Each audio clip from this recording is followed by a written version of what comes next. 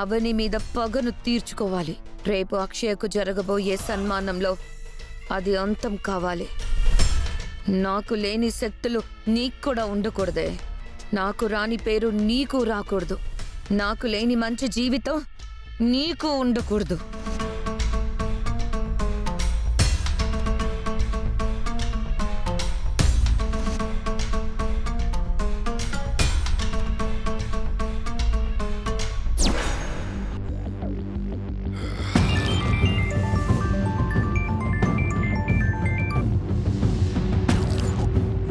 Hello, నా పేరు మాయ. Okay.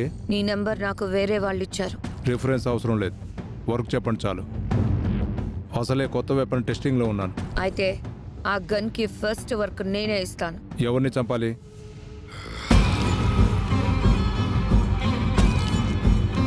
Photo send చేశాను, చూడు.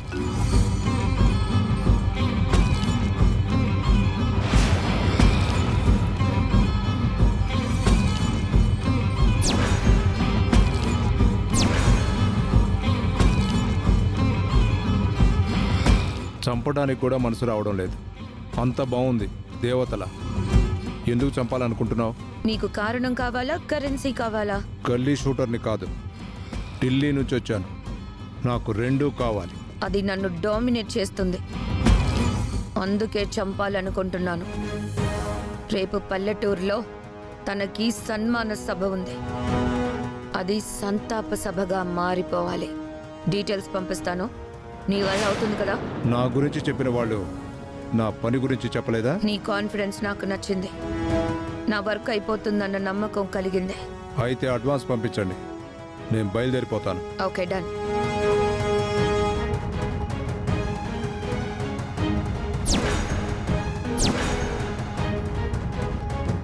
అక్షయ, రేపే నీకు ఆఖరి రోజు.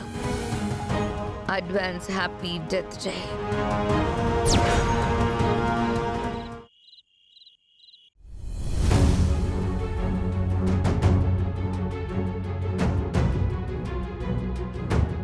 ఏ గర్భంలో ఎటువంటి బిడ్డ జన్మించాలో, ఆ బిడ్డ రాత భవిష్యత్తు ఎలా ఉండాలో భగవంతుడు చక్కగా నిర్ణయిస్తాడు. మన పాప విషయంలో కూడా అదే జరిగింది. చిన్న వయసులో ఎంతో పేరు ప్రఖ్యాతులను సంపాదించింది. తను మన బిడ్డ కావడం మనకు గర్వకారణం, మన అదృష్టం. రేపు ఊరందరి సమక్షంలో తనకు సన్మానం జరగడం అంత అమ్మవారి దయ. అందరూ పొగుడుతారు, అభినందిస్తారు, మెచ్చుకుంటారు. అదంతా మనం చూడ్డానికి ఎంతో కనుల విందుగా ఉంటుంది.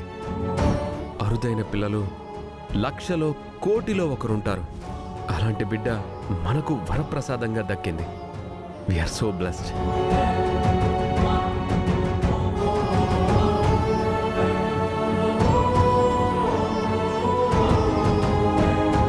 అవుని, నేనింత ఆనందంగా ఉన్నాను, నువ్వేదో ఆలోచనలో ఉన్నావేంటి? దేని గురించి ఆలోచిస్తున్నావు?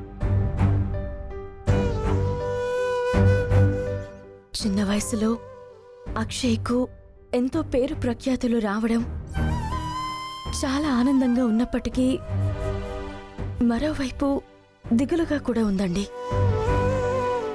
ఎందుకు?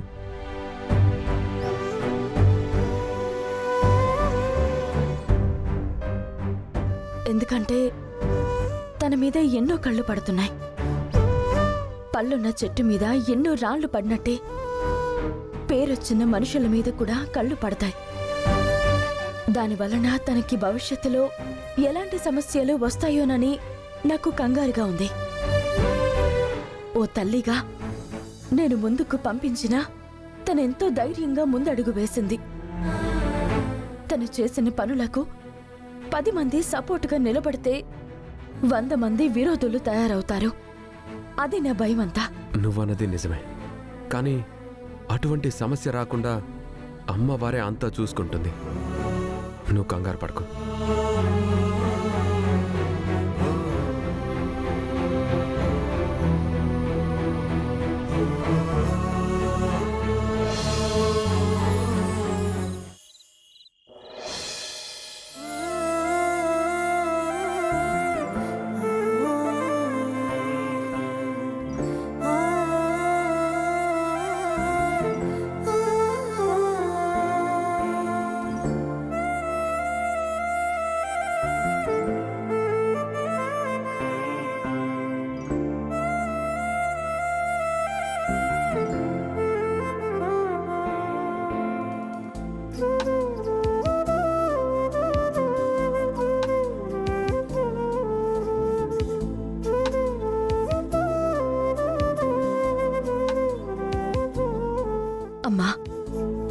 ఇదివరకు మా కుటుంబంలో గాని గ్రామంలో గాని ఏదైనా సమస్య తలెత్తినప్పుడు వీటినే నమ్ముకున్నా.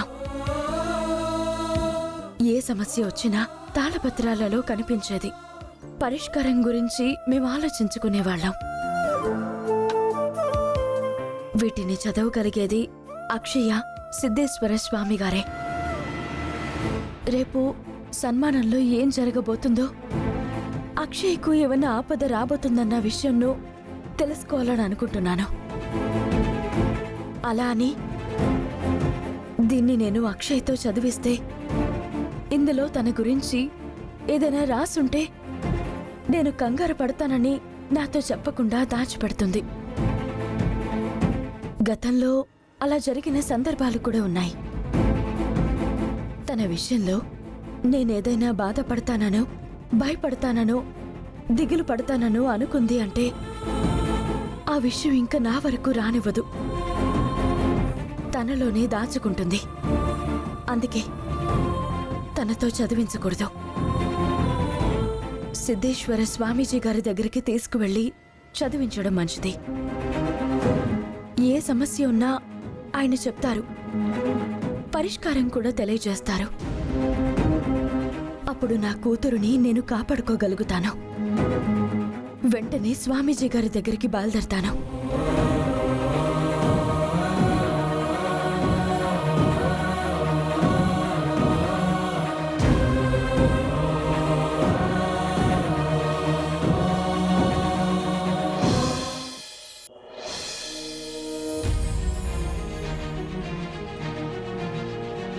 నమస్కారం స్వామి. అవని, ఏంటమ్మా ఈ సమయంలో వచ్చావు? మీరు గతంలో చెప్పిన విధంగానే నా కూతురు, నా అత్త మంచి పేరుని సంపాదించుకుంది. నరదిష్టి మంచిది కాదు కదా అని అమ్మవారి ముందు హారతిచ్చాను. హారతి ఆరిపోయింది. నీ కృప వలన అక్షయ కోట నుంచి ముక్కు పుడకని బయటికి తీసుకురాగలిగింది. తనకెటువంటి చెడు దృష్టి తగలకూడదు.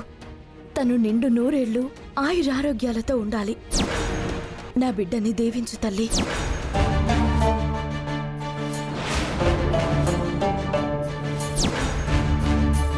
దాంతో నాకు భయం వేసింది. అలా జరిగినంత మాత్రాన ఏం కాదులే అని నా భర్త నాకు ధైర్యం చెబుతున్నా నా ఆందోళన నాకుంది.